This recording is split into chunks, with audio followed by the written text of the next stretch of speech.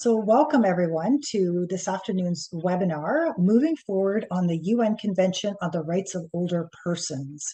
This webinar is being co-hosted with Elder Abuse Prevention Ontario, the Canadian Network for the Prevention of Ontario, as well as the International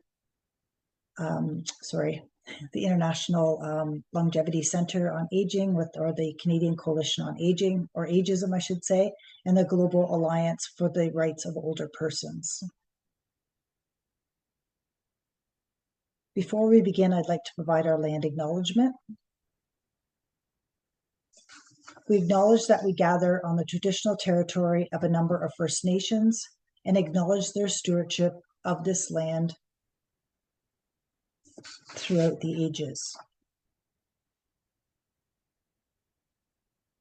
Sorry, I'm going to start that again. I apologize. We acknowledge that we gather on the traditional territory of a number of First Nations and acknowledge their stewardship of this land and its waters as protectors of its natural abundance throughout the ages. We seek a new relationship with the original peoples of this land that remains their home to this day. May this relationship be one of peace and friendship, based in honor and deep respect.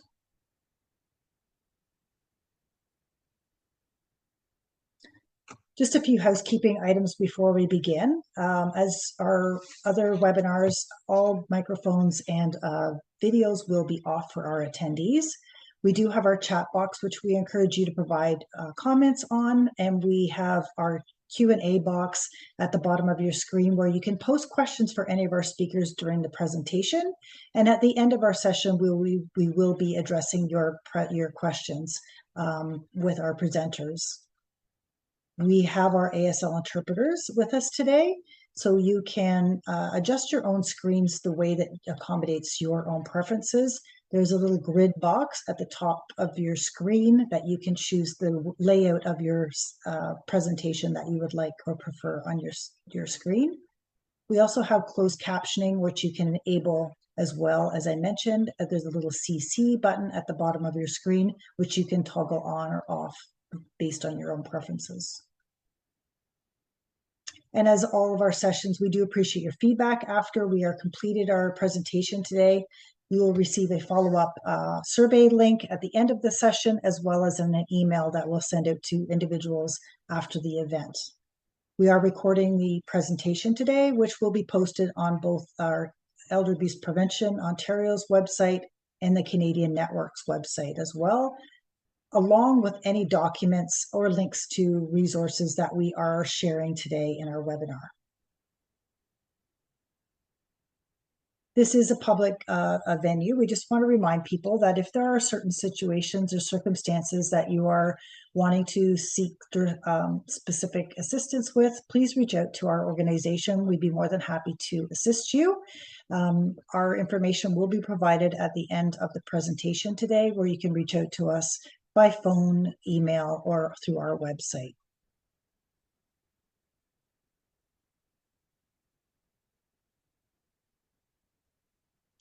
So it gives me great pleasure to introduce, before we begin, Benedict Chafflin, who is with the Canadian Network for the Prevention of Elder Abuse, who's going to just give us an overview of our speakers that will be joining us today.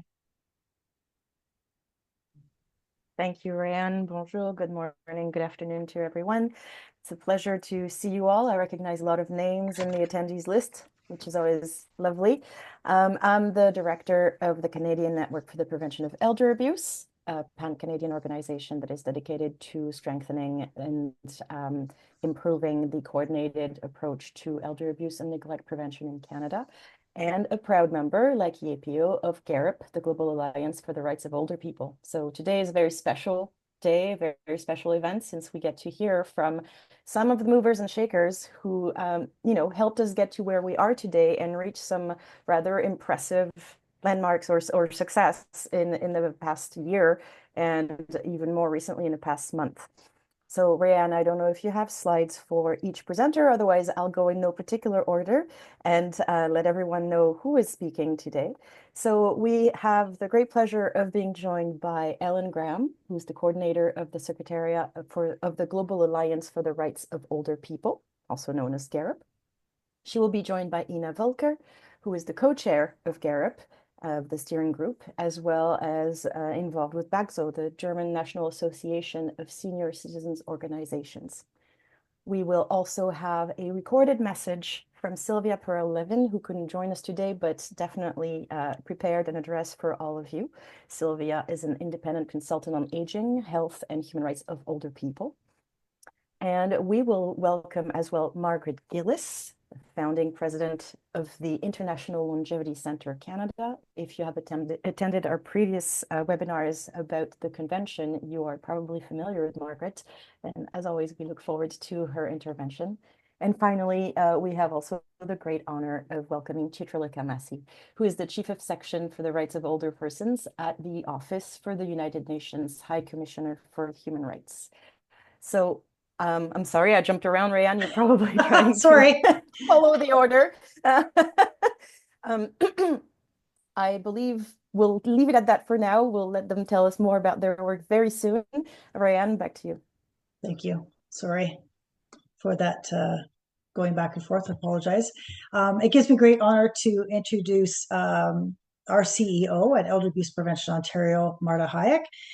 Marta is the CEO of Elder Abuse Prevention Ontario and feels very privileged to be leading a modest but extremely dedicated staff to complement supporting older adults and service professionals alike when addressing the complexities of the issues of elder abuse. Under her stewardship, EAPO continues to expand its circle of strategic partnerships across both national and international spectrums.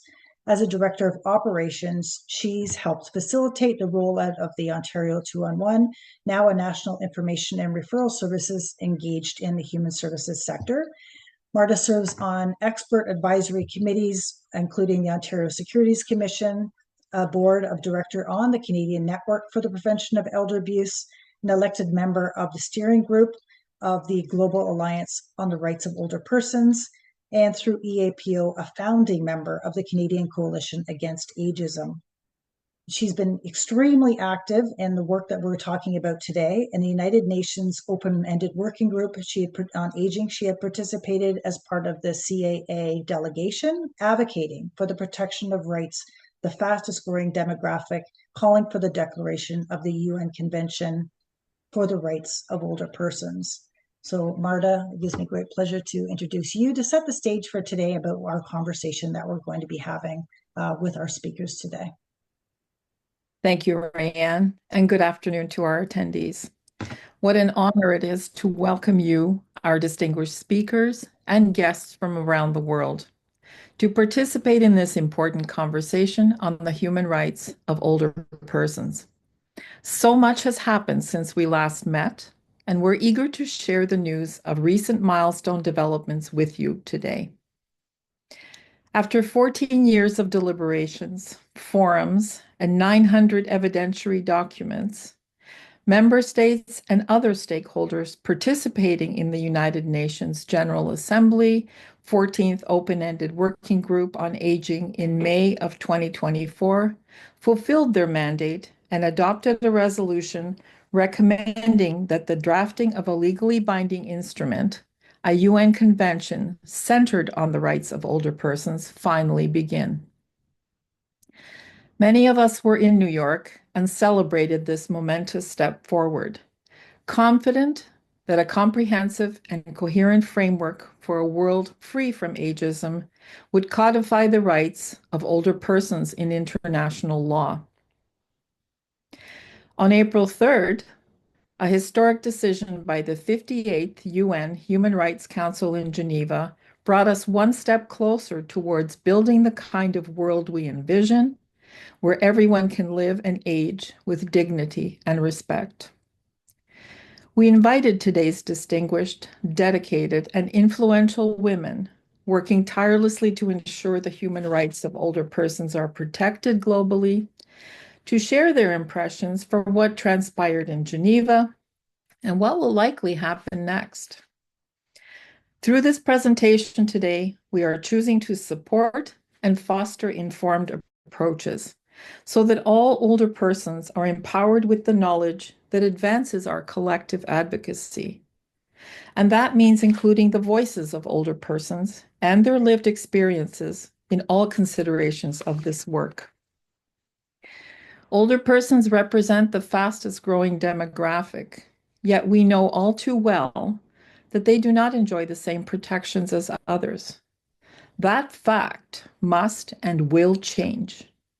The one key message that will be imparted and should resonate with all of us is that each one of us can and must participate in bringing the convention to fruition.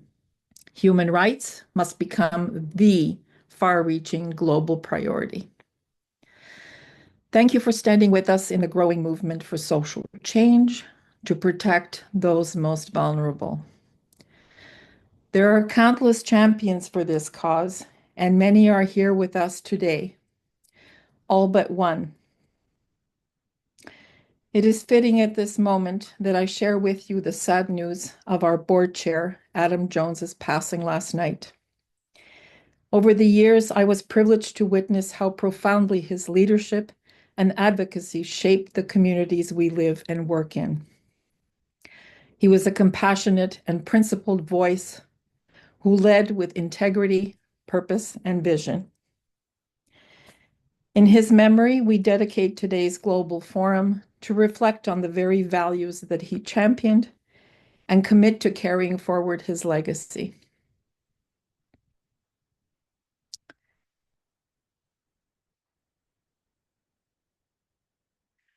A special thank you to our speakers, to our moderators, our ASL interpreters, and you, our growing community of advocates. Your presence here today gives us hope that together we can change the world for a better. A world where older persons can feel safe, respected, have a strong voice, and live the quality of life they deserve, free from harm. It is my privilege to introduce our first speakers, my colleagues from GARUP, co-chair Ina Volker, and Secretariat Ellen Graham. Welcome.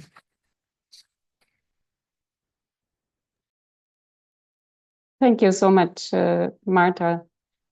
Dear colleagues, dear friends, before I begin with my intervention, I would like to also express my heartfelt condolences to all those mourning the loss of Adam Jones. As Marta just told us, this very sad news. And yeah, my thoughts are with his family, friends, and colleagues. May he rest in peace. I would also like to thank the organizers of today's event, and in particular, my fellow GARUP steering group member, Marta Hayek, for the opportunity to speak on behalf of GARUP, the Global Alliance for the Rights of Older People. It's a pleasure to be here with you, with so many people from all around Canada, different areas in Canada provinces, and perhaps also from around the world. So thank you for this opportunity. GARUP is a network of over 400 NGOs worldwide, united in its call for a new UN convention to protect and promote the rights of older persons. And it's a particular honor to speak at this moment in time as we celebrate a significant milestone, as just mentioned by Marta, the adoption of the Human Rights Council Resolution 58/13 just a few weeks ago. This resolution establishes a new intergovernmental working group tasked with drafting a legally binding instrument, or as we say, a UN convention on the human rights of older persons.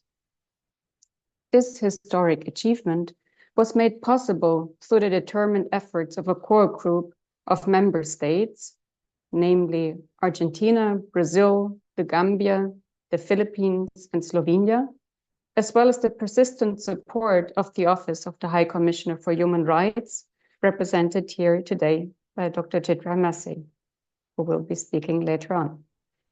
It also represents the culmination of more than a decade of determined advocacy by civil society, older people, and many dedicated individuals all around the world, some of whom are here with us today, while others, sadly, are no longer with us. We honor their legacy and the inspiration they continue to provide for us and for future generations. In the next few minutes, I will outline Garup's role in this global movement and highlight the value we bring as civil society platform before I hand over to Ellen, who will then tell us a little bit more in more detail about the work in the past few months and weeks. A little bit of history. Garup was established in 2011 in response to a growing recognition of the need to strengthen the rights and voice of older people at the international level. At that time, the United Nations had just created what would become to be called the Open-Ended Working Group on Aging, OEWG, following a 2010 General Assembly resolution. It was established for, and I quote here, the purpose of strengthening the protection of the human rights of older persons by considering the existing international framework of the human rights of older persons and identifying possible gaps and how best to address them, including by considering, as appropriate, the feasibility of further instruments and measures. End of quote. Even before the establishment of the Open-Ended Working Group, civil society was actively engaged in global debates on aging and older persons. However, the creation of the Open-Ended Working Group marked a new chapter, one in which Garup has matured as a self-organizing civil society platform whose impact and contributions have been acknowledged by governments and other stakeholders. Since then, Garup has supported and amplified civil society participation in every session of the Open-Ended Working Group. We helped NGOs to secure accreditation in the Open-Ended Working Group, supported the preparation of written inputs and oral statements, convened preparatory meetings in collaboration with the NGO Committee on Aging in New York, which was a key partner along the way. And perhaps some of the representatives are also here with us today. Together, we have supported the UNDESA also in the speaker nomination process and organized briefings directly at the United Nations in preparation of the sessions. Beyond the UN sessions, we have built our members' capacities through webinars and training events, also in different regions across the world. We also facilitated the direct participation of older people at UN sessions, and we will perhaps hear more about that from Ellen in a minute. Through the organization of side events, we also created space for an informal exchange among all stakeholders and for the voices of older persons to be heard. This collective effort that led to a record number of civil society attendees at the 14th Open-Ended Working Group session last year in May, a session that provided pivotal in advancing the case of a UN convention. A core strength of Garup is our ability to speak with one voice. So through a participatory process, we develop joint statements that reflect the consensus of our 400 plus members. These statements, presented at the UN sessions and used also for national advocacy, send a clear message to governments. Civil society is united, organized, and committed.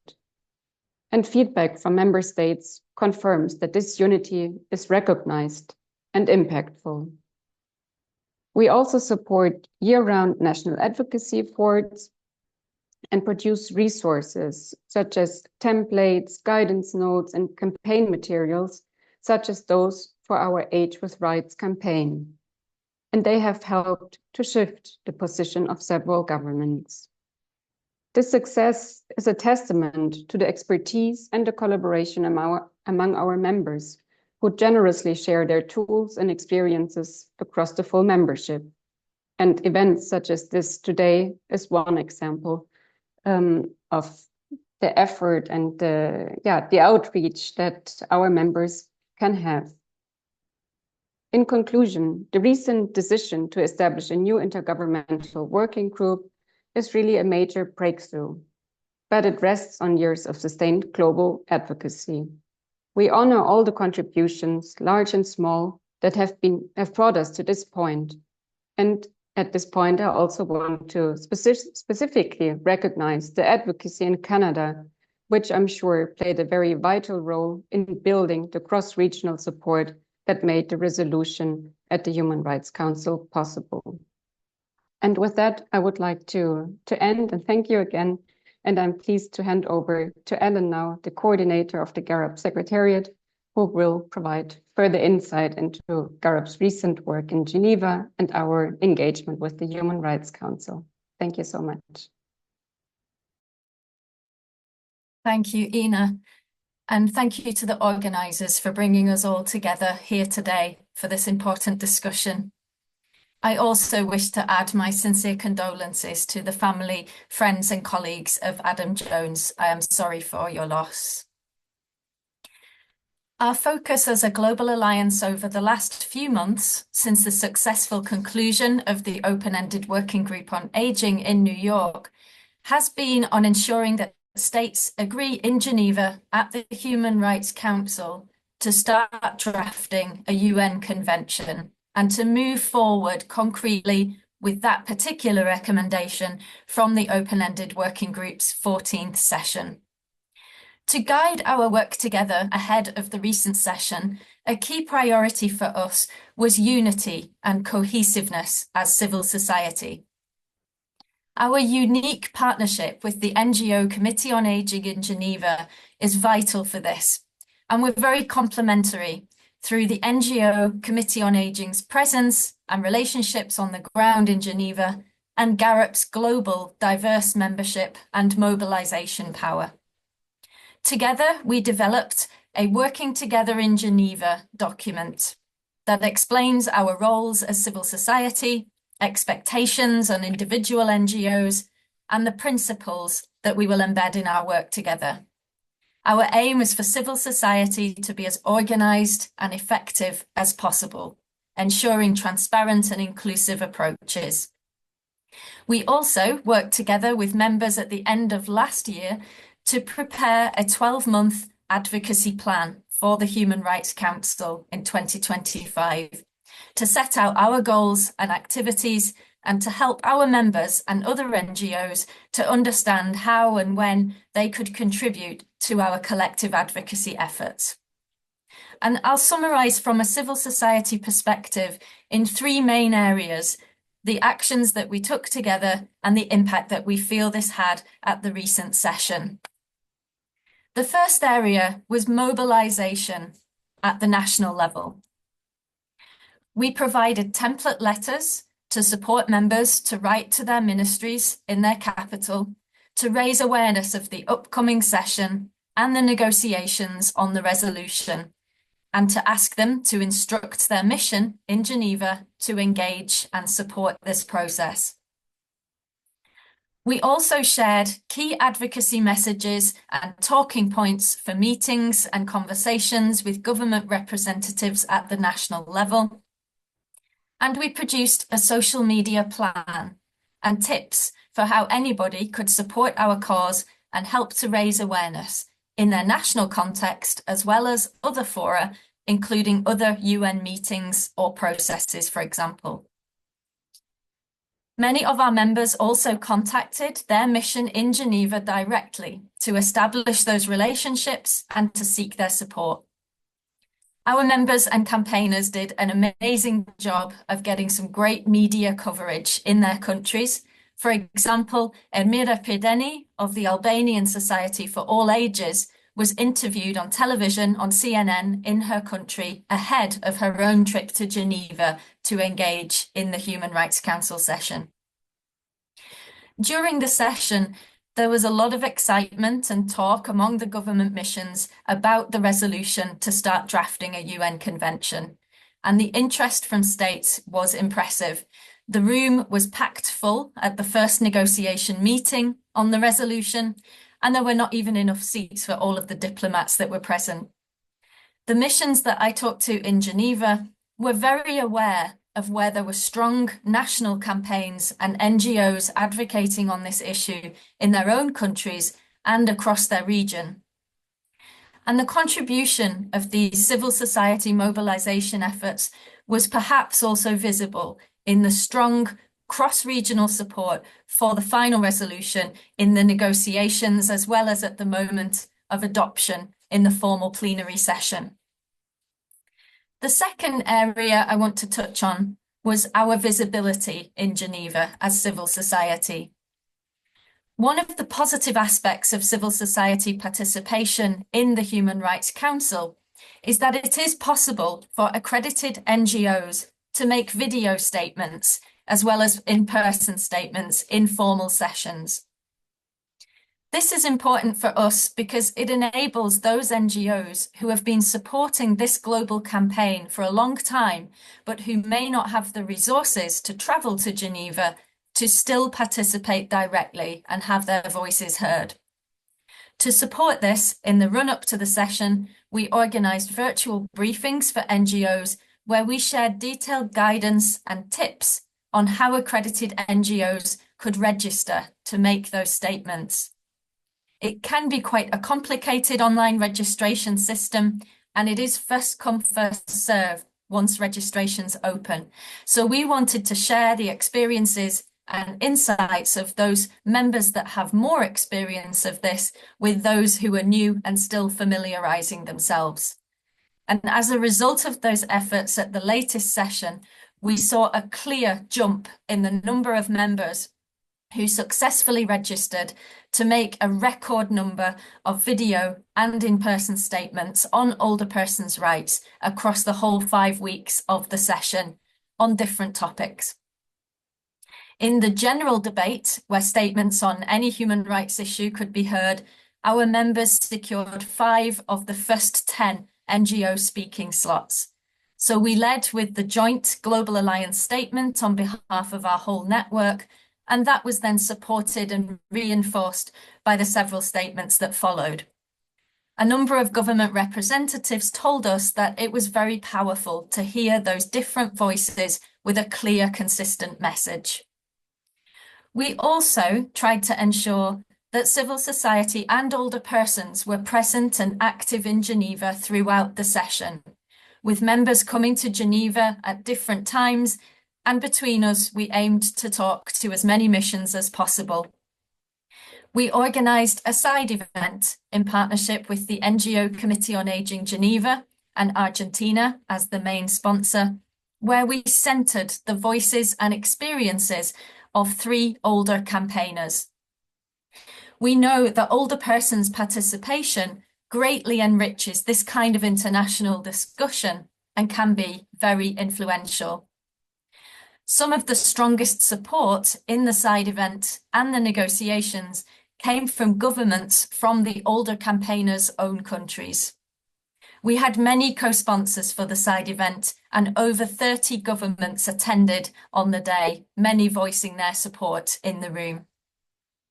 And the final area I want to mention briefly is our role as civil society engaging with and influencing the negotiations on the draft resolution. Another positive feature of the Human Rights Council's work is that civil society can participate actively in the negotiations on draft resolutions. We also supported the negotiations being made accessible by WebEx to enable colleagues not in Geneva to observe the negotiations and monitor their government's contributions. The high interest and attendance by NGOs online was noted by the core group of states and other governments. We shared a simple plan with NGOs specifically for the negotiations, which included details of how members could join the negotiation meetings online, what to expect, and we also developed our messages together and agreed which NGO representatives could present each message in the room to ensure that our main arguments could be presented in as powerful a way as possible. The older campaigners who spoke at the side event led civil society input in the first meeting, setting out our general comments on the resolution. We were largely supportive of the draft resolution presented. It was concise and focused on creating the new drafting group. We did make some proposals to strengthen the resolution, particularly around participation of older people and civil society, and some of those were also supported by several governments and eventually taken up and included in the final adopted version. We are confident that the positive outcomes that we saw at the recent session where the landmark resolution was adopted were influenced by our coordinated civil society engagement over the past few intense months of advocacy, but also, as Ina set out, by civil society's experience, collective action, and constructive partnership work with other stakeholders over many years. And as Ina mentioned, it is important to acknowledge and congratulate everybody who contributed, even in small ways, like signing a petition. Going forward, as civil society and a global alliance, we will continue to organise our participation in future relevant Human Rights Council sessions, and also, importantly, to advocate for an inclusive and transparent drafting process. And as GAROP, we are here, along with the NGO Committee on Ageing in Geneva, to support our stakeholders and partners with that. And this includes, of course, the core group of states and the Office of the High Commissioner for Human Rights, who have already played such an important role in this work and will continue to do so as the Secretariat for this new drafting process. So I'm delighted that Chitra from the Office of the High Commissioner is here with us today to give us her official perspective from the UN side. Our Global Alliance 3-year strategy also includes a key focus on facilitating conversations at different levels and building consensus across civil society around the content of a future UN convention. And so I'm looking forward to working with many of you on that as we move forward with this new process. I'll stop there. I thank you all for your attention, and I'm looking forward to hearing from other colleagues. Thank you so much, Ellen and Ina, for this summary. I cannot state enough how important the work of GAROP has been in getting us to where we are now, and speaking as the leader of my organization, how helpful those plans, those emails, and those strategies were. They really were made everything so much easier and accessible for all of us, so thank you. I would like to now invite Chitra to turn on her camera. I'll give a very brief introduction for those of you who do not know Chitra Likamasi. As I mentioned earlier, she is the Chief of Section for the Rights of Older Persons at the Office of for the United Nations High Commissioner for Human Rights. She's been doing this since 2024, but before this, she held previous roles within that branch that included leading on matters of political constituency, partnerships on human rights, engagement and outreach for social justice.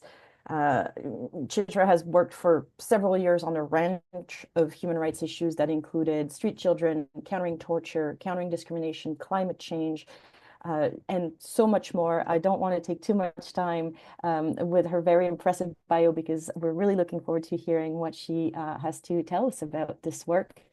Chitra, welcome. The floor is yours. Thank you very much to the organizers and for all of you for giving me this opportunity to join all of you. I also wanted to extend my thanks for this very warm welcome, Benedict, by you. I was very sorry to hear the loss of Mr. Adam Jones, and my condolences to all of you and the bereaved family. Let me start by saying that I think that Ellen and Ina and Marta have made a very comprehensive presentation of everything that has been going on. So let me begin my few reflections that you've asked me to share with you by starting with acknowledging the fact that all of this is the culmination of many years of hard work by many, many of you. And within this, I do want to acknowledge the critical work and contribution of the civil society organizations that are here on this call, who are part of the organizers of this event in Canada, and also specifically of Garup and the network. So going back to how would I describe the whole experience that Ina and Ellen have been talking about, I have to say that for me, what stood out is what I'm going to share with you. For me, what has stood out and what has been very much part of the takeaway that I think all of us need to hold on to has been the power of the multiple voices speaking one consistent message. I think that was a very powerful move. And it's important to show that there are different people, but we're all agreed on the same common issue and challenge. And I think that came through for me on the last few days very strongly. I think that the participation, inclusion, the advocacy and lobbying and that took place consistently over a number of months that I have been involved with and I have been watching are very critical and very important. And I think what you're doing today, for example, is another critical step forward. These are things we need to continue with.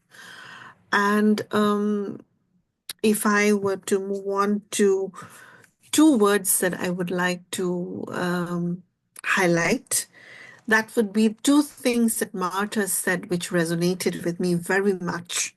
That was the informed approaches and lived experiences.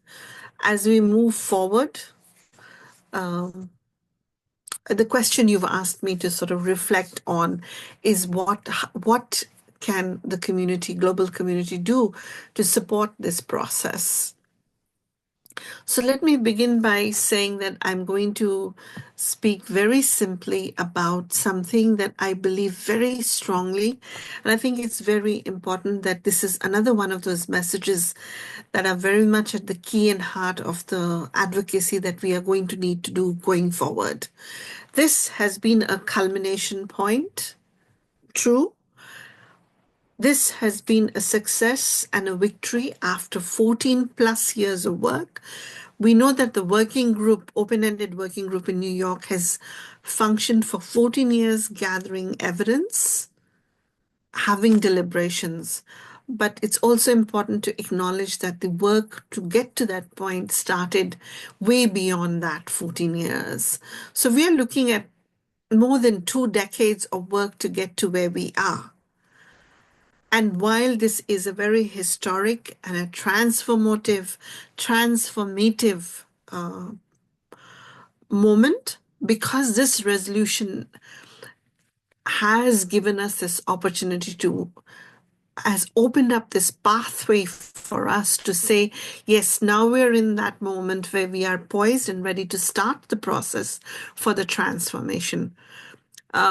Sometimes I'm a little bit skeptical when people say this is a very bold step, and I'm thinking, there's a cynical part of me that goes and thinks, we've spent more than 3 decades getting to this point.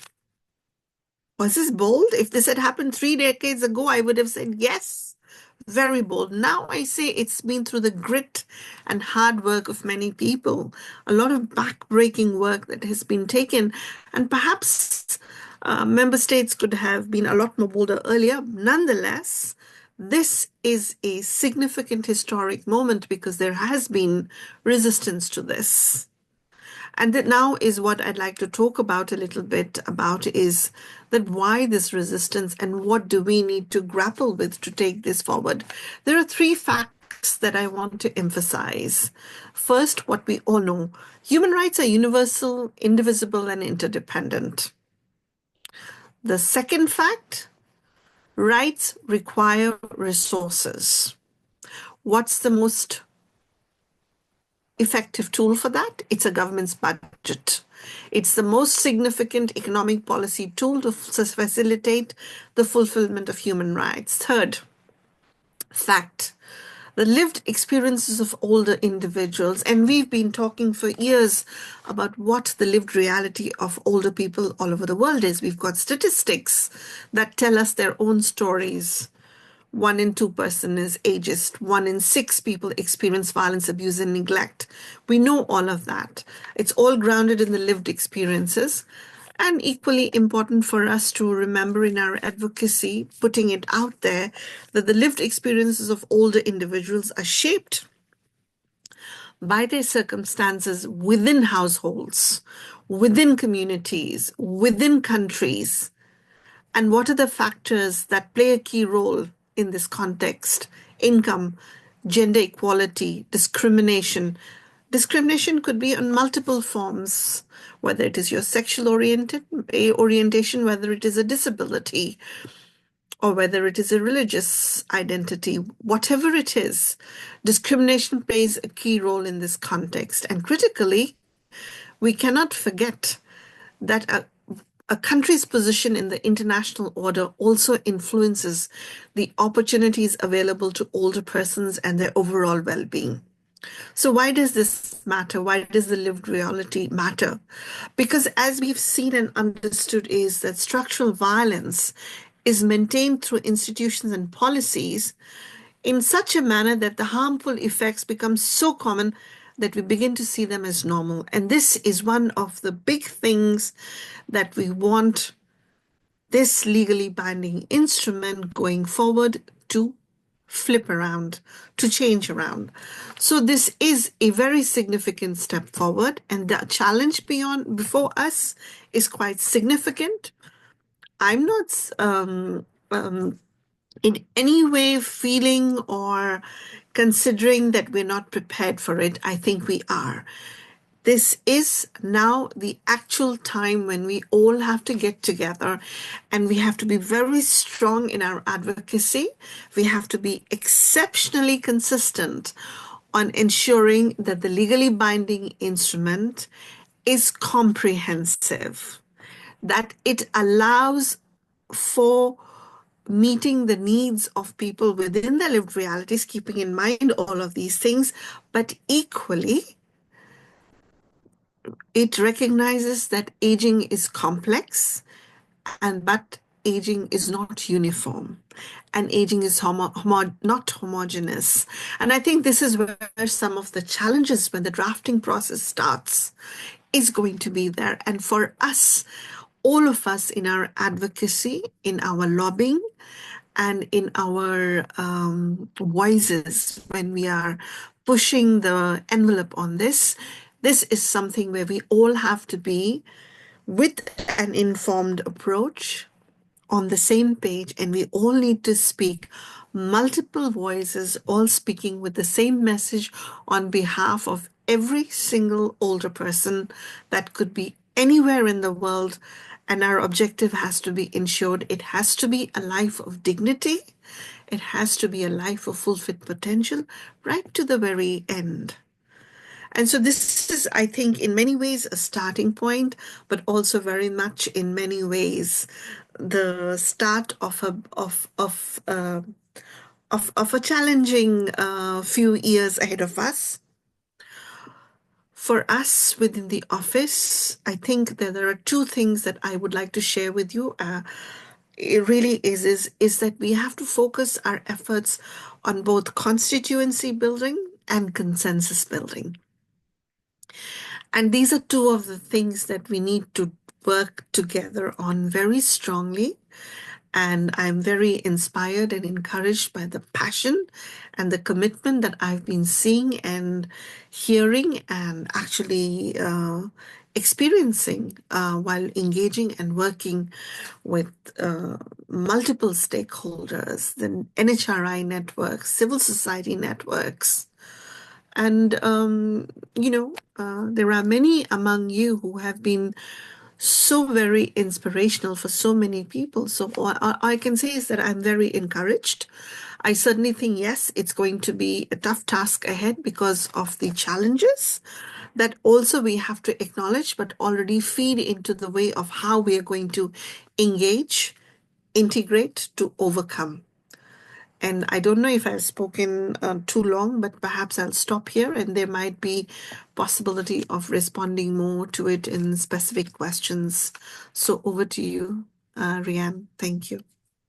Thank you very much, Dr. Massey. Such a great overview of the impact that everyone has and contributed into this movement to have the UN Convention for the Rights of Older Persons. And, your messaging, I think, also around our need to continue our work and our commitment to make sure that we continue to push forward and empower the change that is happening, and having that consistent messaging. If anything that we've learned in our work is everyone saying the same thing across the world. So everyone to take the message that you've just said and continue the work that we're doing as we move forward. So thank you for your kind words. It gives me pleasure now to introduce Sylvia Perel-Leven. As Benedict mentioned, she is unable to attend today. She is traveling, but we do have a video recording of her message, just speaking about the behind-scenes look at the work that happened in Geneva and her involvement. So just give me 1 second and I will bring up the presentation here.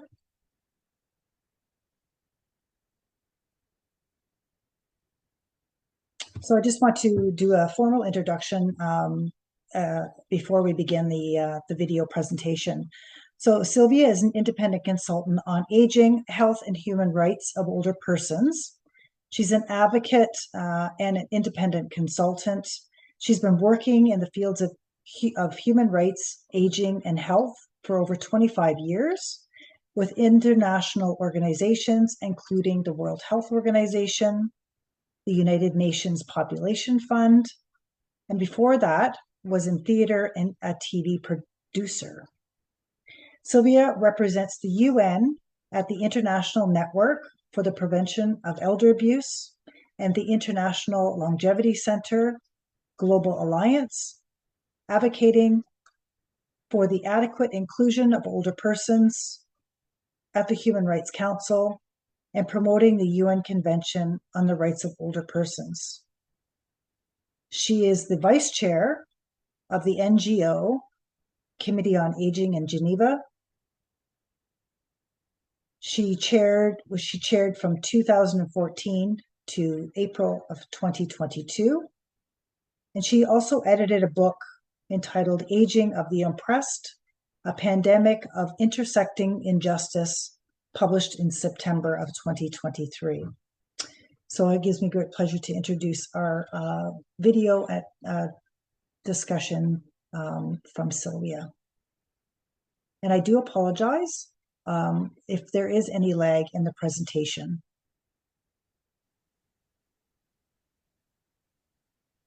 Dear all, thank you to Marta and EAPO for inviting me to say a few words at this important event. I always remember the OMPIA conference in Toronto in 2002, where we wrote and launched the Toronto Declaration on Elder Abuse when I was working at WHO. OMPIA was also one of the partners on the multi-country study on elder abuse, missing voices, that was pivotal in viewing elder abuse as a violation of human rights. So my apologies for not being with you live today. As you are seeing me on the video, I am on a flight to New York to speak at the high-level meeting convened by the President of the General Assembly as requested in Resolution 70A/324 of August 2024. I am an older woman and an advocate for the human rights of older persons. I represent the International Network for the Prevention of Elder Abuse, INPEA, and the International Longevity Center Global Alliance at the UN in Geneva. I'm currently vice chair of the NGO Committee on Aging in Geneva and represent the NGO committee at the steering group of the Global Alliance for the Rights of Older People, GARO. For over a decade, I have been active at the Human Rights Council in Geneva and also at the Open-Ended Working Group in New York. In Geneva, I have engaged as civil society in negotiations on resolutions, bringing the human rights of older persons into resolution texts, and closely cooperated particularly with the core group of resolutions on older persons. The core group on older persons was initially formed only by Argentina and Brazil. Slovenia joined in 2021, and the Gambia and the Philippines in 23. We have witnessed the development and the increased awareness by member states since the establishment of the mandate of the independent expert in 2013. The substantive resolutions on ageism in 21 and on violence, abuse, and neglect in 2023 that were adopted by consensus and co-sponsored by 65 member states were based on the reports by the independent expert on these topics. It was a way to operationalize the reports. Throughout this time, the core group followed closely the work of the open-ended working group in New York and always came to us, civil society, for our intel, information, documents, and our opinions. The seed for moving the process to Geneva was planted already then, over a decade ago, if not before. The group of friends in Geneva was also instrumental in ensuring that the rights of older persons are raised at the sessions of the Universal Periodic Review, a peer review mechanism where all member states in human rights implementation is examined every 4 to 5 years by their peer member states. Following the resolution on ageism, the group of friends decided on a couple of questions that they could ask the reporting states. So because ageism and age discrimination had become agreed human rights terms that have been negotiated by member states, they started using it and helped raise the number of reporting on the rights of older persons. Not increase to full reports, but increasing from 0 mention of older person to 1 or a couple of paragraphs on older persons per country, or in several countries, that was really a big increase. And every opportunity like that is an opportunity to discuss and learn about the rights of older persons. The NGO Committee on Aging in Geneva works with global and local NGOs, with the Global Alliance of NHRI's GANRI that is based in Geneva, with member states, with a group of friends of the human rights of older persons in Geneva, as I mentioned, the Office of the Independent Expert, the Office of the High Commissioner, and many UN agencies, such as, and forgive me for all these acronyms that are the topic for another webinar, but other agencies like WHO, ILO, ITU, with Telecommunication Union, UNHCR, UNITAR, which focuses on training, and etc. We together often organize events, always promoting the human rights-based approach to aging, the inclusion of older persons in the UN agendas, and advocating for a convention. Often, we have even been the link between the agencies. Governments have a duty to respect, protect, and fulfill our rights for all, including in old age. We have gathered ample evidence to assert that a UN convention is the most effective way to promote, protect, and ensure the recognition and the realization of all human rights by older persons. The increased attention at the Council and its mechanisms also increase the understanding that the existing mechanisms are not sufficient. The Convention on the Rights of Older Persons is so much more than filling gaps. Already now, the work towards it is transforming the narrative from a limited, often ageist conception that views us only as dependent recipients of care and charity to a race-based approach that recognizes our agency as partners and civic citizens with equal rights. Enshrining our rights in law and practice can only benefit us all at all ages. The adoption by consensus of Resolution 58/13 that establishes an open-ended intergovernmental working group for the elaboration of a legally binding instrument on the promotion and protection of the human rights of older persons is indeed a milestone, as I'm sure has been said by the previous speakers.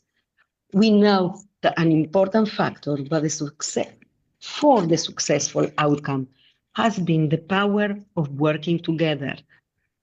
All of the multi-stakeholders, all of the stakeholders, governments, but particularly us working with member states, helping and being recognized for our important productive participation. Throughout the 14 sessions of the open-ended working group on aging in New York, civil society got stronger under convening umbrella of the Global Alliance for the Rights of Older People, GAROP. The NGOs that have been active also at the Human Rights Council knew, like the delegates working in Geneva, that the natural place to discuss our human rights was the Human Rights Council. GAROP understood it too and lost no time in reorganizing to show the strength and cohesion that was so powerfully shown at the Human Rights Council 58. Our coordinated advocacy, coupled with a determined core group of member states, as I mentioned, Argentina, Brazil, Gambia, Philippines, and Slovenia, the NHRIs and the Office of the High Commissioner, because of all of us, we reached this historic milestone. We are also, of course, grateful to the 81 member states that co-sponsored the resolution. They were those against, but they saw they were outnumbered. We will watch them. We are not starting from scratch. We build on the evidence and experience gathered over 14 years, both in New York and Geneva, but it is an exciting beginning of a new phase. We will be there at the working group continuously claiming our space. We also need to be at the regular sessions of the Council, all three of them, March, April, June, July, and September, October. In June, one important issue on the agenda is the rights of women, with 2 annual panels and 2 resolutions. 1 panel and 1 resolution on violence against women are led by Canada. For years, with my good friend Margaret Gillis, we have been advocating for the inclusion of older women in Canada's initiatives.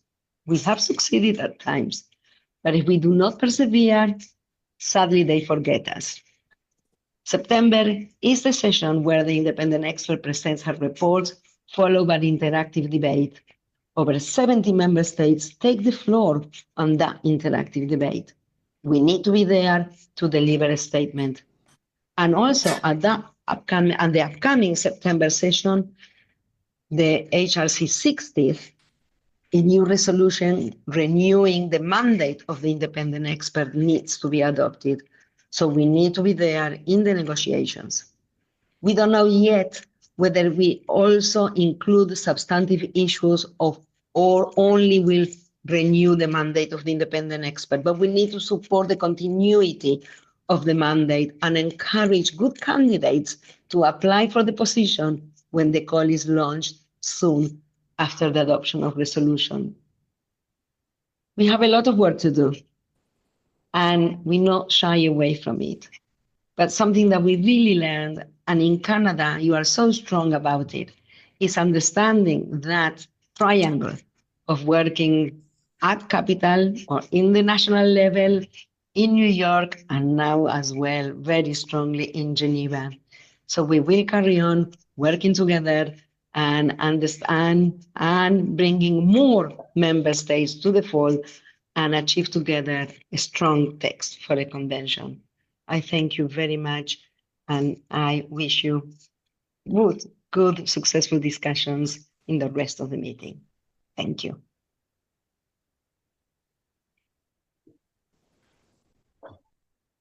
We'd just like to thank Sylvia for her leadership and all the work that she has been engaged in over the many, many years with the UN Convention, and her continued voice at the table at all of these different committees that she's been attending. And again, just talking about the different dates that are coming up, and for us not to forget those, and I'm sure Margaret will be alluding to those as she's speaking next, about all the different work that we can have a voice in and making change.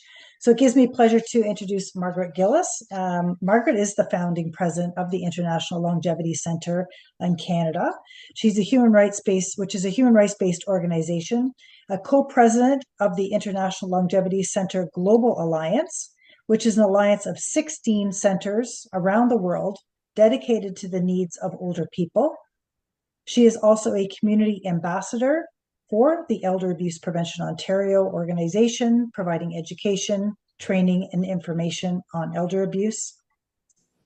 An award-winning executive and innovative leader, Margaret played an important key role in establishing an age-friendly communities program in Canada and internationally. Other career highlights include the establishment of the Canadian Coalition Against Ageism, a national-wide social change movement to combat ageism. Margaret has strong credentials in regard to human rights, working with and speaking at the UN General Assembly on behalf of older people. Margaret has been actively working for a United Nations Convention on the Rights of Older People in Canada and internationally. She has a background in health promotion, protection, and programming, and is committed to improving the rights of older people. So Margaret, it gives us great pleasure to have you back again to give us a little perspective on the work that has been taking place in Canada's role in the perspectives of the UN Convention. So welcome. Thank you very much. I just want to say on behalf of ILC Canada that we were very saddened to hear of Adam Jones' death, and we are very grateful for the work that he has done for older people. I want to start by mentioning that the main mandate of the International Longevity Centre of Canada is to advocate for older people. And as mentioned, we're part of the Global Alliance of 16 countries, which included our earlier speaker, Sylvia Paralevin, who is the president of ILC Israel. Our organization, the Global Alliance, was established by Dr. Bob Butler, the person who coined the term ageism. And our fight for human rights has ageism in its crosshairs. I cannot tell you how thrilled we are that the resolution to begin drafting a United Nations Convention on the Rights of Older Persons was passed by the Human Rights Council. Getting a convention has been a passion and a goal of ILC Canada since our inception 11 years ago. Indeed, I am here today as a call to arms, really, to Canadians to help us fight for the rights of older persons by supporting the proposed UN Convention on the Rights of Older Person and making sure that it comes to fruition. So let me begin with a Canadian perspective. Now, Canada has a long and proud history of advocating for human rights. Indeed, the seminal foundation of international human rights law, the Universal Declaration of Human Rights, was drafted by a Canadian, John Peters Humphrey. You will know it by its beautiful opening line that all human beings are born free and equal in dignity and rights, regardless of nationality, sex, origin, color, religion, or language. Note that there's no mention of age, and this is important in our discussion today. In addition to the Universal Declaration, there's been a series of human rights treaties, or conventions, as I'm going to call them in the talk today, adopted since 1945, which have expanded the body of human rights law. Examples include the Convention on the Elimination of All Forms of Discrimination Against Women, the Convention on the Rights of the Child, and the Convention on the Rights of Persons with Disabilities. All these conventions have had strong Canadian support and, in many cases, Canadian leadership. Canada has also actively participated in UN human rights forums, advocating for the protection and promotion of human rights internationally. Canada spearheaded the movement to ban landmines and played a critical role in the establishment of the International Criminal Courts, which addressed crimes against humanity. This reflects our dedication to peace, security, and justice. So to sum it up, Canada rightly has a significant history of promoting human rights at the United Nations, from our role in drafting the Universal Declaration to our ongoing commitment to human rights through treaty ratification and advocacy. So now the bad news. So having congratulated Canada for all its human rights work, let me now use our country as an example. We have to do much more to protect the rights of older persons, because even in progressive Canada, older persons' rights have been violated. I want to start with a quick reminder of what older Canadians face in their daily lives, and that is blatant ageism. Ageism is a scourge. The WHO provides us with this chilling statistic, and I think Chitra mentioned it as well, that 1 of every 2 persons is ageist, making it one of the world's most pervasive isms. In this decade, we completely failed older Canadians in the pandemic when long-term care access turned out to be a ticket to COVID-19 infection and in many cases death, with little effort since to address the long-standing problems in that system. And here's another scary statistic. 63% of older adults surveyed in a study that was commissioned by the CCAA and ILC Canada felt that they had been treated unfairly based on age. Research shows and healthcare policies confirm that older people are denied treatment, are offered different screenings or medical treatments than other Canadian citizens. Many conditions go undiagnosed and undertreated, such as pain, fatigue, and depression. Older Canadians have died and are disproportionately impacted by extreme weather. We know, for instance, that pandemics were late in responding to the needs of older persons in the BC heat dome. The dire outcome of that was that 80% of the deaths were people over the age of 65. In addition, there has been an unacceptable rise in elder abuse. It's estimated that 1 in 10 older Canadians experience some form of elder abuse, keeping in mind that elder abuse is underreported and the rates are likely much higher. Add to this the fact that the largest increase in homelessness in our country is happening to older people. We also saw the creation of a law in Ontario which dictates where older people can live and which allows government to move older people in long-term care as much as 150 kilometers away from family and friends against their will. If you look at the Global Affairs website right now, which lists the key human rights issues, you will see that they focus on groups like women, children, persons with disabilities, and the LGBTQI population, as they should. But sadly, older people are not mentioned. This may be partially the result of the fact that the Universal Declaration and most of the conventions that follow it do not always include age. It also indicates a lack of acknowledgement of the human rights violations I just listed. So there is clear and unequivocal evidence of human rights violations happening to older Canadians, yet we seem not to have convinced our government that these violations exist and need to be addressed. And folks, this is really basic stuff. It's the right to life. It's the right to healthcare. It's the right to be free of abuse and violence. Indeed, in Canada and around the world, ageism is affecting every aspect of the quality of life of older persons, reducing longevity, increasing poor health and poverty, and yet it remains socially acceptable and largely unaddressed.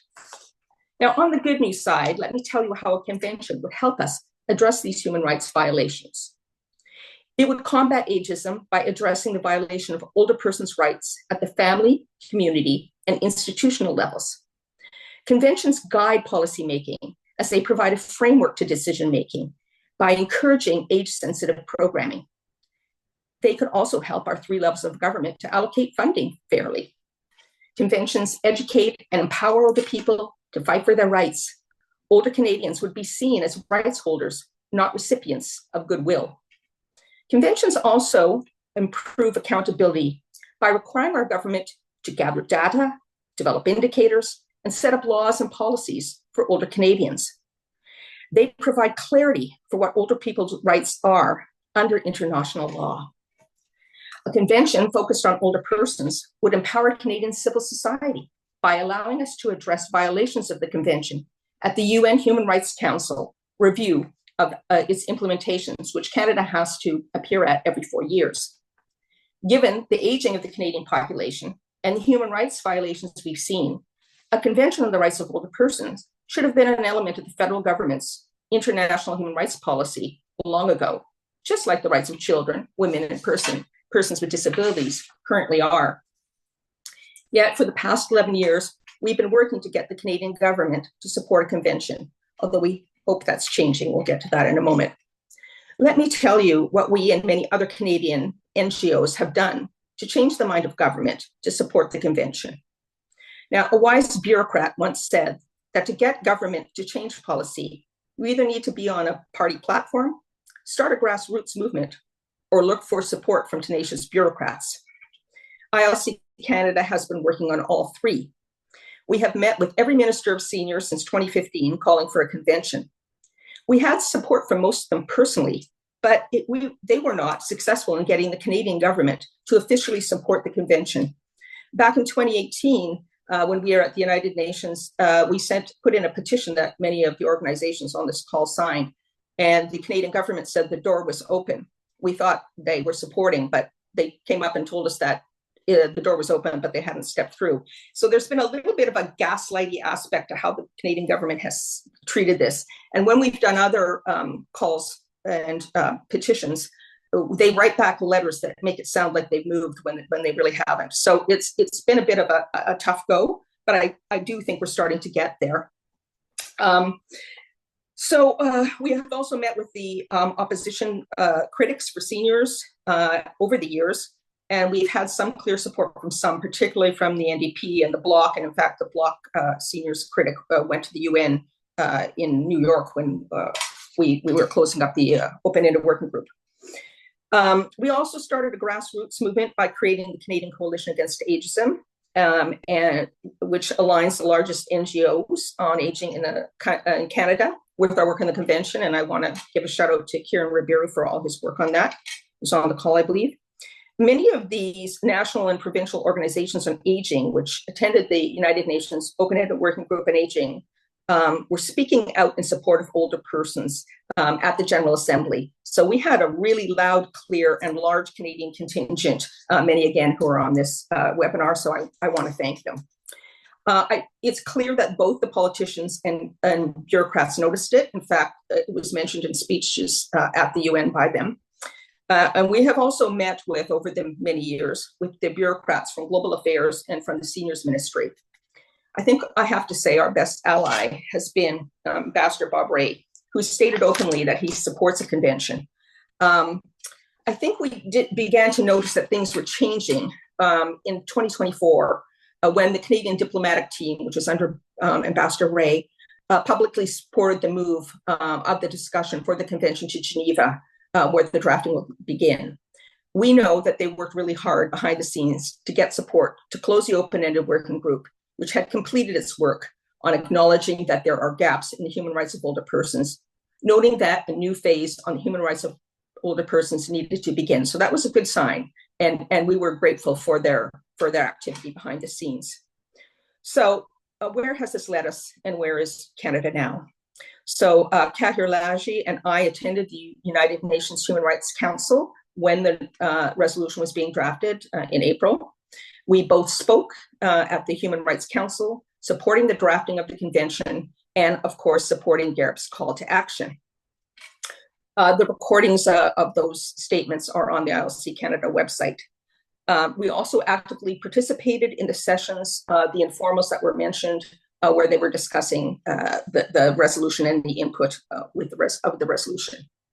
We met with Canadian Ambassador in Geneva, Peter McDougall, and the Global Affairs lawyers who were negotiating the language in the resolution on drafting the convention. We were happy to see that they supported the resolution and were receptive to our concerns that any new working group had to include older persons and their organizations. And we specifically asked that they look at the issue of making sure that it was open to all NGOs and not just to those who have specific, it's called ECOSOC status, a special status at UN. We wanted to make sure that Canadian organizations could come, in fact, organizations from all over the world participate in the work that's going to be coming up. It is imperative that the voices of older persons be at the table when this convention is being drafted, in the spirit of nothing about us without us.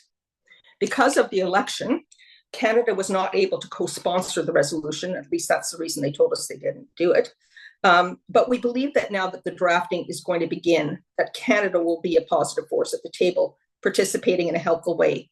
So while Canada never really stepped up to the table in the way we expected them to in the past, in the great tradition of incrementalism, I think as this moves forward, there'll be indications that they'll be supportive. At least that's what we seem to be seeing.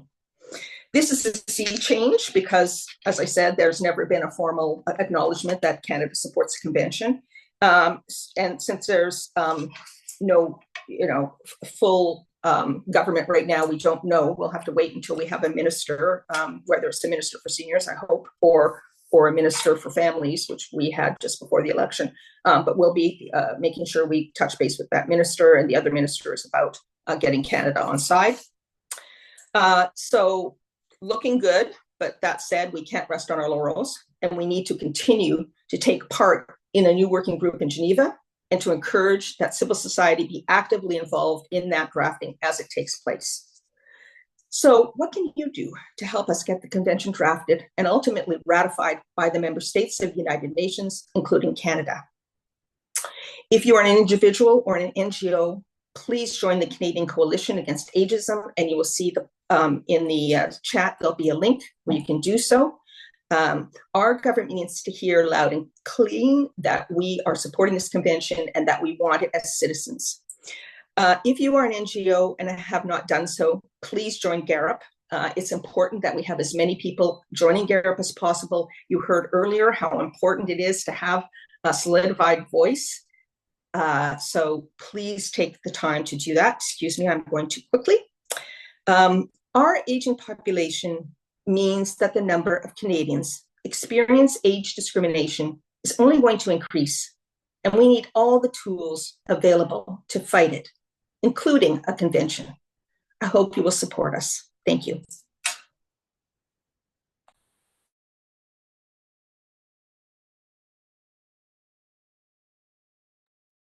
Thank you so much, Margaret, for all this information. And as you mentioned in your presentation, we have added the links in the chat box to the Canadian Coalition Against Ageism. I just posted it, so you should be able to see it in the feed, ccaageism.ca/join.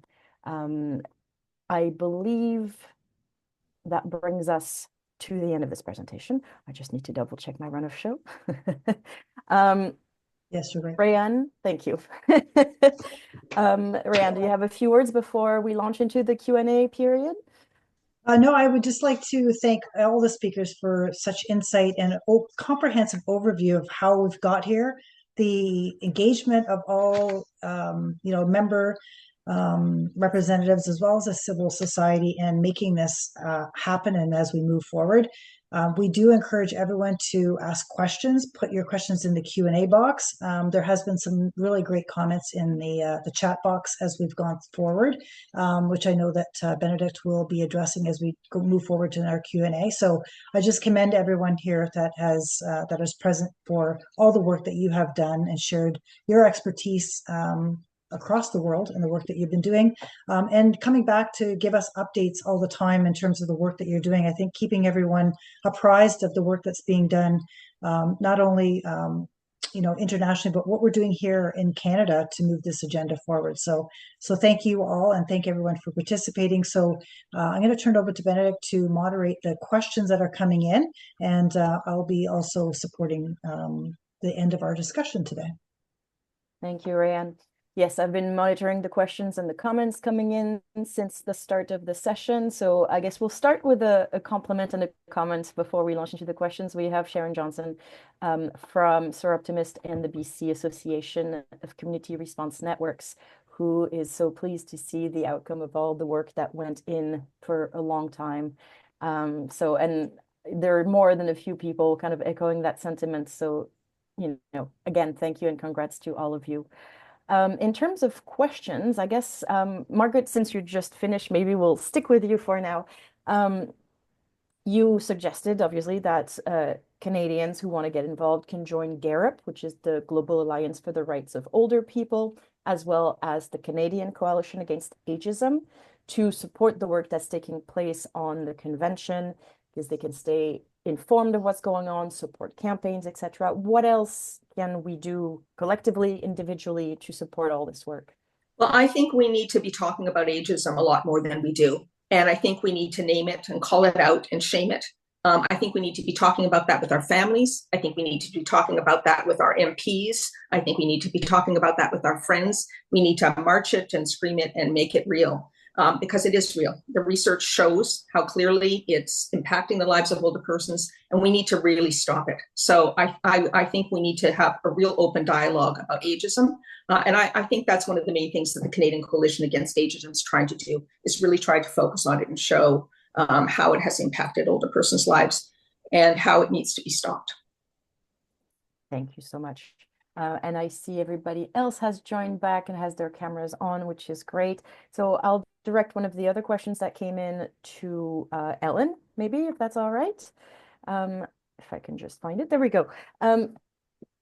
Kind of staying on this idea of what we can all do, and as individuals, especially who maybe are new to this whole world of the work that's taking place internationally, can you say a bit more about the participation of the older campaigners in the recent work that took place? Like, how did this happen? What impact did it have? Yeah, thank you very much, Benedict. So in terms of the older campaigners that participated in the most recent session, we were really fortunate to have 3 very inspiring individuals who sort of between them have decades of experience advocating for human rights and older people's rights. So they came from Albania and Bangladesh and Kenya.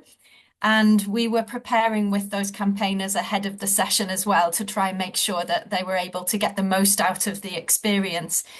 So at national level, in advance of the session, those older campaigners were, for example, meeting and approaching their ministry contacts in the capital to raise awareness of the session and the negotiations on the resolution and to encourage them to participate.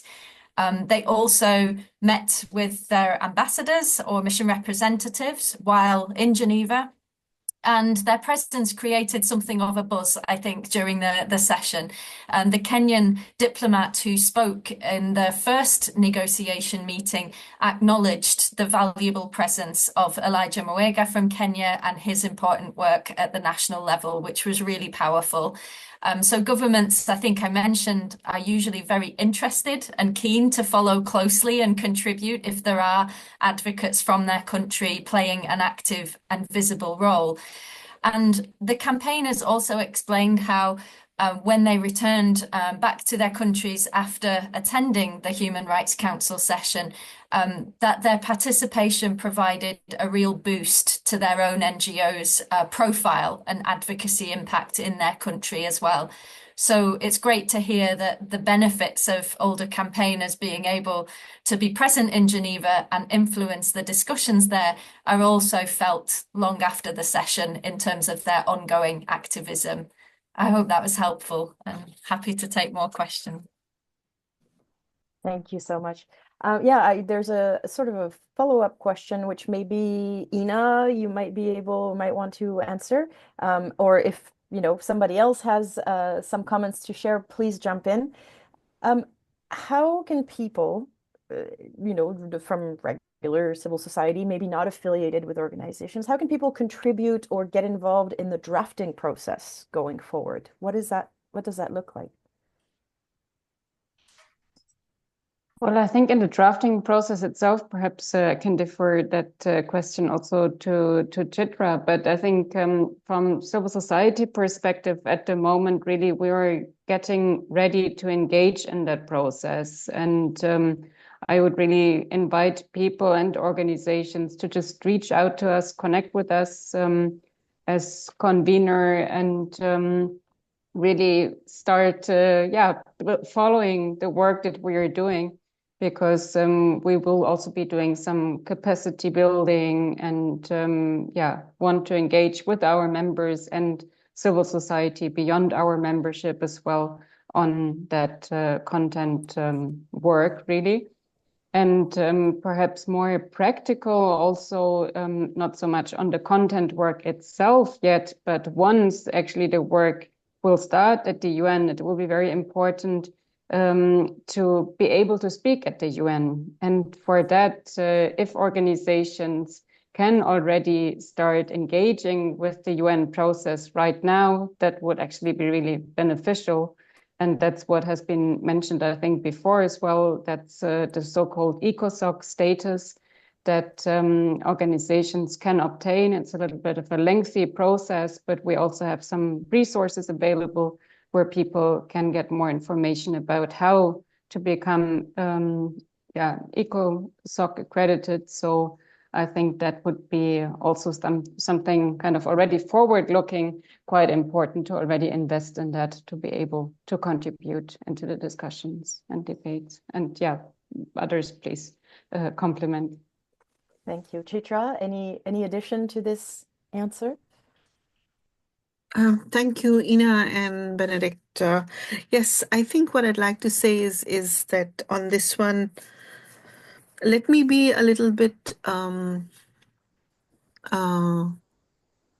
what is the word for it? Little bit more procedural first before I go back to the more how to overcome that part of it. Procedurally, there will be strict parameters in place which will be made clear at the time of the first organizational meeting. That will be a discussion between all of the member states in terms of how they want to proceed, and they will have to agree on everything.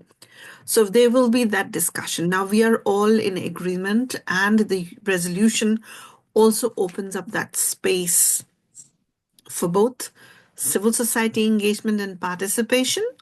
And equally and very importantly, it opens up the space for actual older persons to participate in the process. So that's a very big plus point to remember from a procedural perspective. That said, there will be strict parameters and guidelines in place in terms of how much time people will be having and how they will engage actually in the process. Now, this is a very simplistic and a very kind of broad parameter on an average of how these things work out. In general, it will not be strictly according to what I said. There will be some elements where it could open up a lot more. There could be some elements which might be a little bit more restricted.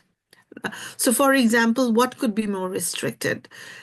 Ina mentioned very importantly right now that if you have an ECOSOC status, you have the possibility to speak at the events. In a similar fashion, if you are a national human rights institution, and Canada has one, with an A status position, when you have given an A status and recognized as an A status national human rights institution of a country, you are considered completely independent and doing your job extremely well, which is that you are there in the middle. You're watching the government, giving them the right guidance. You're also acting as a conduit and a facilitator between civil society and the government and all different actors on human rights within your country. So you, as a national human rights institution, getting an A status gives you a very important space and a platform. So these will be the easy wins. You have an ECOSOC status, you have an A status national human rights institution, you will absolutely be there. Now, how do we work around this issue of saying, how do we work with this? So for example, I'm not a firm believer in the fact that the work and the speaking and the engagement will be merely on the 10 days of the actual intergovernmental working group. For me, this is something that has to happen consistently and persistently right from day one, without a break, right till we come to the end of the process. What does this mean in practice? When I was using a very small example on the 3 or 4 facts that I think we need to keep in mind, when I said human rights are universal and indivisible and interdependent, very often the argument used by people to push back on legal frameworks is to say this already exists in another instrument, or older persons are automatically covered by this. And this is where we need to bring in the second element of what Margaret made a very strong, passionate call for, the countering of ageism. So this is what I will link it to as an example and say, if you're looking at ageism, you're then looking at a resultant output and impact which results in a significant number of violations happening at different levels. But how do these violations roll out for somebody? In the chat, I saw a number of people talking about the digital divide and the need for digital inclusion. For some people and for some countries, this may be a very minor challenge. For some countries, this may be a very significant challenge. But civil society here needs to come together, for example, put it in the context of ageism, and have a strong voice and positioning. And again, I go back to the fact that for me, what worked the best was having multiple voices. So for example, I could say I'm here representing ILC Canada, and this is what ILC Canada is pushing based on such and such evidence from our own country. However, as ILC Canada, I'm also a member of the International Network of GAROP, and I'm saying as ILC Canada and as a member of the International Global Network, we stand by the position that in country X, Y, and Z, this is a significant challenge. We in Canada may not have it, but we believe it is equally important for all older people everywhere to have access to the same kind of facilities. Right? And this is where the power will grow, but this is what it's going to do. So I'm sorry, I hope I'm not complicating things too much and trying not to get too legalistic. The other example I would like to use to break it down a little bit to say is this, in practical terms, when we even start, there will be certain elements that perhaps might be in the first round of discussions. So once we know what is going to be in the first round of discussions, this is what I would like. I'm sorry, it's a little bit of a personal wish list. Don't take it badly from me. But this is where I'd like to see a lot more stronger advocacy and campaigning and coming together of voices speaking on behalf of everybody everywhere. Not taking it from the perspective of, oh, this is going to be too tough a battle, so let's go for the minimum lowest common denominator. Let's go for what will be acceptable and fly. There are certain elements of human rights where we must not negotiate. We must not accept, but we must push for a higher standard. Because remember, we may start with the highest standard possible. There will be negotiations on which neither civil society, neither an NHRI or the UN family will be doing much. It will be the member states negotiating and deciding. Whatever you are pushing for consistently, in practical terms, we have to think of this as there will be watering down. So what is the highest and the strongest and the best situation we can achieve? How can we get everybody around that? And there will be challenges because precisely for some governments, it may be a red flag. For some governments, it may be kind of an orange one. And for some, it'll be a green. But we've got to make sure that when we are thinking of older people, we are thinking of lived reality of people everywhere at any moment in time. And so this, if I have to say one thing, this is what I'd like to say. And then if I may just add, Benedict, is one more thing. I was very pleased to see somebody brought up prison. Prisons have a huge population of older persons. It is also a population that gets overlooked.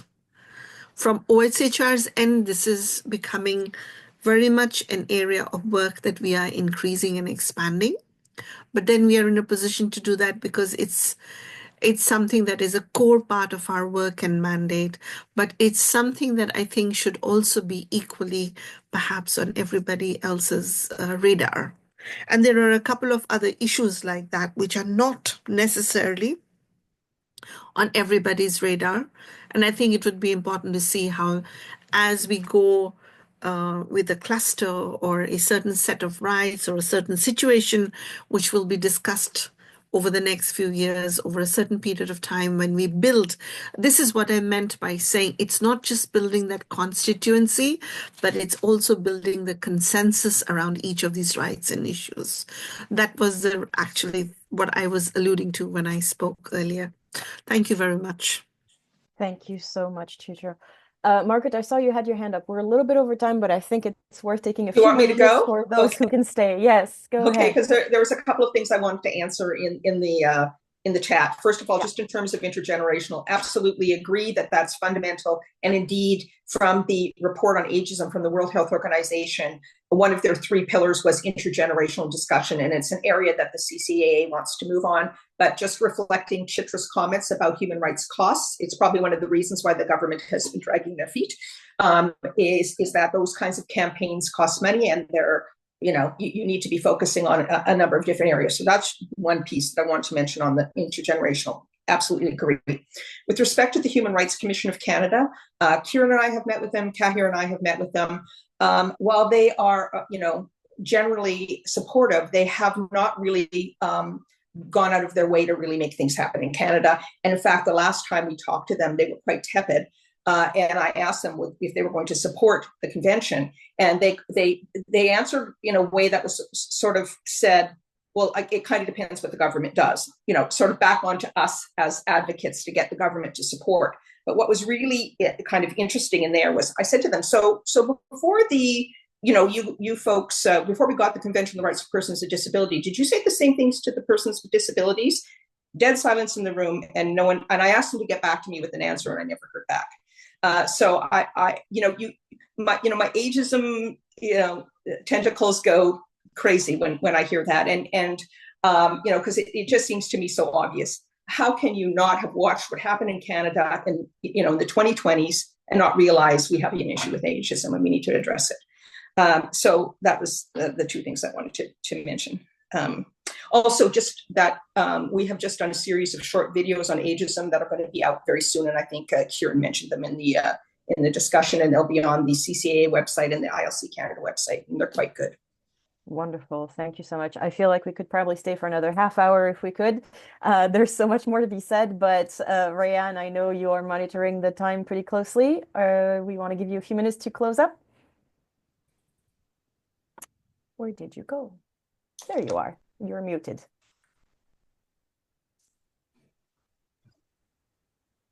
Just in follow up with what Margaret was saying about joining the CCAA, as well as GARP, here is the website that people can join. We did post it as well in the chat box, but just wanted to just reiterate that for people. Oops, as well as for the Global Alliance. And everyone has already talked about the benefits and what you can do as individuals to support the work that has been talked about today. So just wanted to remind people of that. We also Benedict with the CNPA is in collaboration with Elder Abuse Prevention Ontario. They are the lead, and we are hosting a collaborative, forum on family violence and gender-based violence and elder abuse next week. And you can see here that we are talking about dementia awareness and abuse in later life. So you can register. We're sharing the link in the chat box, but you can also find information. In the next couple of days, we'll be posting further communication about that. So we hope that you might be able to join us for that event. And then again, as I mentioned, our contact information at the beginning of the session, you can contact either of our organizations by email, phone, email, internet, website, wherever you find us. We're on social media and all platforms as well. So again, thank you to everyone today for participating and staying with us to the very end. And thank to all of our presenters night and day. I know many people were at midnight attending today's session. We will repost the recording in the next couple of days onto our websites, and you will find that along with all the links that we shared in our chat today. So thank you again, and thank you to all of our presenters who joined us today. So thank you. Thank you, everyone. Have a great day. Bye, everyone.